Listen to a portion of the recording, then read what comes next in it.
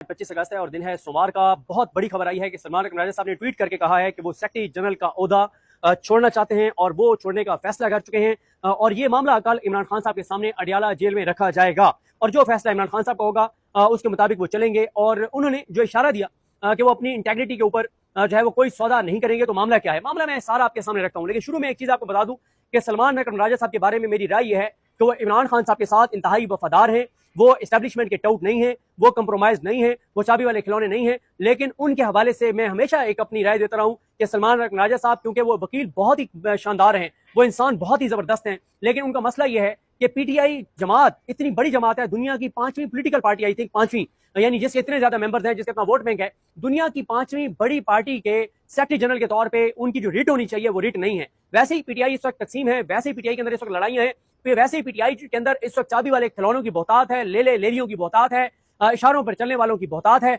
और इस वक्त जो पीटीआई की क़यादत है बाहर, इस वक्त जो बाहर पीटीआई है, ये एस्टेब्लिशमेंट का जेली विंग बनकर रह गई है। ये मैं पूरी जिम्मेदारी से कह रहा हूं कि बाहर जो पीटीआई की क़यादत है वो इस वक्त एस्टेब्लिशमेंट का एक जेली विंग बनकर रह गई है। जो एस्टेब्लिशमेंट चाहती है सिर्फ वही तहरीक इंसाफ की बाहर लीडरशिप करती है। इमरान खान मंगल वाले दिन, चले मंगल को तो छोड़ दे, इससे पहले कई माह से इमरान खान के साथ जुमेरात की मुलाकातें बंद हो चुकी हैं। पीटीआई कोई इसके ऊपर एजिटेशन नहीं कर रही, पीटीआई इसके ऊपर अदालतों में नहीं जा रही, अदालतों में अगर कोई पिटीशन डाली भी गई है तो उनको फॉलो अप नहीं किया जा रहा, अर्ली हियरिंग की दरखास्तें नहीं दी जा रही। इमरान खान साहब ने कहा कि सुप्रीम कोर्ट जाए, नहीं जा रहे, ना ये मजामत करना चाहते हैं, और अगर मफामत की बात करें तो मफामत से कुछ भी नहीं मिला। देखें, पहले आ जाते हैं स्टोरी पे, एंड में मैं इस पर अपनी राय दूंगा कि क्यों मफामत से कुछ नहीं निकलेगा और फैसले सड़कों पर होंगे। ये सलमान राजा साहब वाला मामला क्या हुआ है? मामला ये हुआ कि जब 9 मई जस्टिस याया खान साहब ने हुक्म दिया अदालतों को, इस दादे दहशतगर्दी की अदालतों को, कि मुझे 120 दिन में 9 मई की सजाएं चाहिए। उन्होंने तो कहा फैसले चाहिए, मैं इसलिए कह रहा हूं, उन्होंने कहा मुझे सजाएं चाहिए क्योंकि बच्चे को पता है कि इस वक्त अदालतें किस तरह से कंट्रोल्ड हैं और किस तरह से अदालतें क्या किरदार अदा कर रही हैं, तो सजाएं ही होनी थी।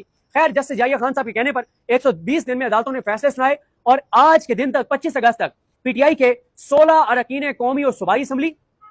और सेनेट मेंबरान, 16 पीटीआई के पार्लियामेंटेरियंस अब तक डी सीट हो चुके हैं, डिस्क्वालीफाई हो चुके हैं, कन्विक्ट हो चुके हैं। पाकिस्तान की तारीख में इस तरह के केसेस में इतनी बड़ी तादाद में अरकान असम्बली कभी डी सीट डिस्क्वालीफाई कन्विक्ट नहीं हुए। बल्कि मैं कोट करूंगा सनाउल्लाह खान साहब को, सीनियर जर्नलिस्ट हैं, उन्होंने व्लॉग किया और उन्होंने कहा दुनिया में कभी ऐसा नहीं हुआ कि इस तरह के मुकदमात में एक ही झटके के अंदर सबसे बड़े किसी मुल्क के सूबे के अपोजिशन लीडर को, वहां की कौमी असम्बली के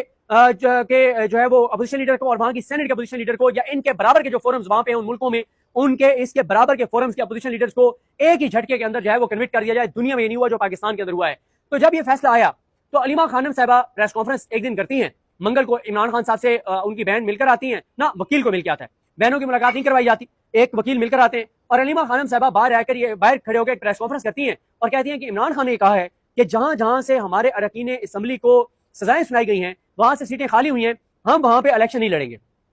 मैंने जब ये सुना, मैंने अपने व्लॉग में कहा, मैंने कहा मुझे लगता है कि कोई उनको गलतफहमी हुई है, मिसकम्युनिकेशन हुई है, शायद इमरान खान ये कहना चाह रहे हैं कि वहां पे हम क्योंकि इमरान खान का ये जुमला था कि हम अपने लोगों की पीठ में छुरा नहीं घोंपेंगे जिन लोगों को सजाएं हुई हैं। मैंने कहा कि शायद इमरान खान साहब ने कहा है कि वहां पे हम टिकट किसी और को नहीं देंगे, उन्हीं की फैमिलीज को देंगे, किसी की बहन को, किसी की बेटी को, किसी की बीवी को, किसी के बेटे को, हम किसी और को टिकट नहीं देंगे, हम उनसे बेवफाई नहीं करेंगे। मुझे ये लगा और मैंने कहा ये नहीं हो सकता कि इमरान खान ये फैसला करें कि हमने इलेक्शन नहीं लड़ना। जब दूसरी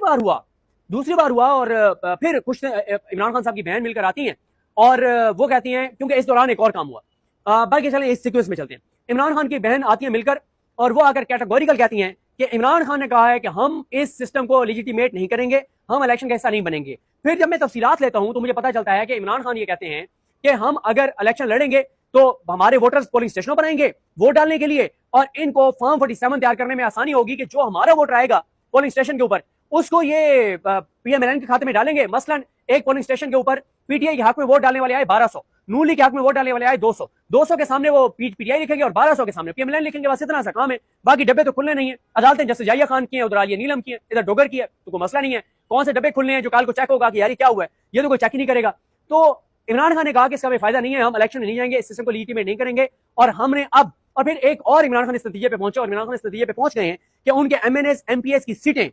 इमरान खान की रिहाई की राह में रुकावट बन गई हैं। इमरान खान के एमएनएस की अक्सरियत, एमपीएस की अक्सरियत ये समझती है कि अगर हम बोलेंगे, बाहर निकलेंगे, एजुटेशन करेंगे, मजामत करेंगे तो हमें डी सीट कर दिया जाएगा और हमारी सीटें चली जाएंगी। तो इसलिए वो निकलते ही नहीं है, ना एमएनए निकलते हैं ना एमपी निकलते हैं। तो ये भी इमरान खान के गले फाड़ गया सारा मामला कि लोगों ने वोट तो दिया इमरान खान की रिहाई के लिए, लेकिन उस इमरान खान की रिहाई की राह में रुकावट वो एमएनए और एमपी बन गए। खैर, اس کے بعد عمران خان صاحب کے پاس ایک وکیل جو ہیں وہ پیغام لے کر جاتے ہیں اور اس دوران یا اس کے بعد جا کر کہتے ہیں کہ محمود خان اچکزئی صاحب نے آپ کے لیے پیغام بھیجا ہے. محمود خان اچکزئی صاحب یہ سمجھتے ہیں کہ ہمیں الیکشن میں جانا چاہیے. وہ کہتے ہیں کہ ہم وہاں جلسے کریں گے, ہم وہاں پہ مومنٹم بنائیں گے اور یہ ہمیں فائدہ دے گا. عمران خان کہتے ہیں کہ جا کے میرا پیغام دے محمود خان اچکزئی صاحب کو کہ آپ کے لیے میرا بہت احترام ہے اور آپ سنسیئرٹی کے ساتھ یہ بات کہہ رہے ہیں, لیکن نہ تو یہ آپ کو جلسے کرنے دیں گے, نہ آپ کو یہ الیکشن کمپین چلانے دیں گے, اور فارم 47 بھی جاری کر دیں گے اور یہ لیجیٹیمیٹ کر لیں گے عالمی سطح پر کہ دیکھیں جی یہاں پہ ہم نے الیکشن کروایا ہے, پی ٹی آئی الیکشن لڑی ہار گئی ہے, نون لیگ بہت زبردست کام کر رہی ہے, 18 گھنٹے شہباز شریف کام کر رہے ہیں تو نون لیگ جیت گئی ہے. حالانکہ بتایا جا رہا ہے کہ شہباز شریف 18 گھنٹے کام کر رہے ہیں, لیکن ہمیں جو نظر آ رہا ہے وہ یہ ہے کہ 2200 ارب کا شہباز شریف کے دور میں ایک سال میں نقصان کسانوں کا ہو گئے, سینکڑوں ملیں فیکٹریاں انڈسٹریاں بند ہو گئی ہیں, لوگ بے روزگار ہو رہے ہیں, لوگ خودکشیاں کر رہے ہیں, غربت پاکستان میں تاریخی بلند ترین سطح پر, بے روزگاری پاکستان کی تاریخی بلند ترین سطح پر, انسرٹینٹی بلند ترین سطح پر, برین ڈرین بلند ترین سطح پر, ہر دوسرا پاکستانی پاکستان چھوڑ کے جانا چاہتا ہے, ریل اسٹیٹ رک گئی ہے, کنسٹرکشن رک گئی ہے, تنخواہ دار طبقہ برباد ہو گیا ہے, صحت کی سہولیات ختم ہو گئی ہیں, اسکول پرائیویٹائز کیے جا رہے ہیں, ہسپتال ٹھیکے پہ دیے جا رہے ہیں, ہر بندہ آوازار ہے, ذہنی مریض بن گئی ہے قوم, لوگ تکلیف میں ہیں اس وقت پاکستان کے ساتھ کیا ہو رہا ہے,